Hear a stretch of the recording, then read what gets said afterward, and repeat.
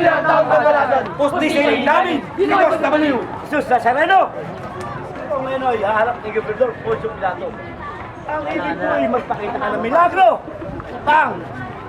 Magkakasitak ng matahin mo! Kung ito'y magagawa mo, Jesus Nazareno, lahat kaming naririto, sasamba at luluhod sa iyo at kikilalanin ka namin. Diyos ko!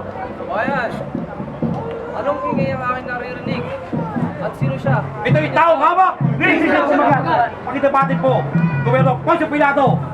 Ang nangyari pa rito, ngunit ang bayan! Ang bayan nagugulat na gagayon mo ng totoo! Dala namin tao! Sa haray ng hilo! O Poncio, hari namin hukom. Dinggin na nangyari sumbong sa taong huli namin ngayon. Ito'y taong masama. Mapagbanan-banalan ko niya. Sa bayan nakakasira. Lahat ginagambala ng mga aral niya masasama. Bakit sa kayunan? As na mong namin tanan!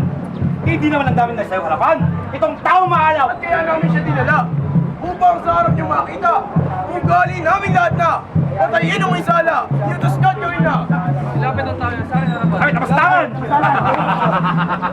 Kung ngayon, sa kapakanan nasasaktan, ay ibig ko marinig ang mga patunay na nagawa niya kasalanan. Ang taong sasaktan ay nagpapalagganap ng aral niyang kaulunan.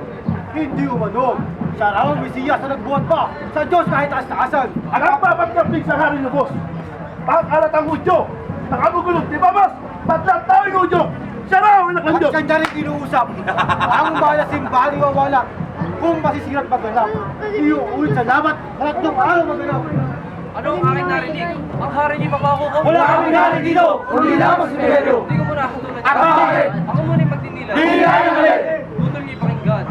Kung may salay ating parusahan, at kung wala naman ay ating kalagayan. Pero ang Pilato, yung baki-baki mo, pagdala mo ng imperyo, siya bubut sa'yo. At ang isa pa, buhay mo itadamay dito. Hatulang ko totoo. Pati ng yaman mo isasabsabin pa namin sa'yo. Ako'y tantong nainis. Ha? Tuloy na mimiyapis. Sampu nangyaring aking isip. Nagugulo ako labis. Dito sa taong bulisik. Ang pagkutol namin tanan ay lakas di ano lamang! Alas lahat kami sumisigaw! Ipakos sa bagay! Ang siya mamatay! Kaya't Pilato, ang maganda't katwiran ng madalay parusahan. Oo, siya. Siya ang pag-alimbawaan ng kapwa niya at ang palasan upang hindi pa marisan. At tulad siya ng kamatayan! At tulad siya ng kamatayan! Ngunit ang tao, ang pasing totoo. Ipakita sa lahat ng naririto. Ang hatol ko sa sino maragasalan tulad ito. Siya na ang laban! Ngunit si Demas at ang tampalasang Sestas sa ipanangkap sa krus ng paghihirap. Ito ang hatol kong ganap. Itong petsang hatol ko at ang sentensya kay Kristo mula sa biro ng siglo at taon-taon umaakto. Ako'y si Poncio Pilato. Kung pinagtibay ito, itong oras ng tanig ko, katataang Marcelio at pinuruan ko, matanan yan ang hatol ko. Siya ang nararapat! Samuel! Ang harap ng justesya! Oo sa kanyang sala!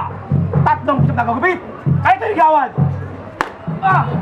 Hindi mga patriarka, mga status mga propeta, ito raw, ang ikalawang persona, nagbabasa na talaga, anak namin siya. Ang isa pang patibay, nagpapalakat ko sa mga bumubuhay na nagpapadilat ng mula, nagkapalalo, lubos, wika pagkabok sa mga tao na Ang marahin ni Jesus.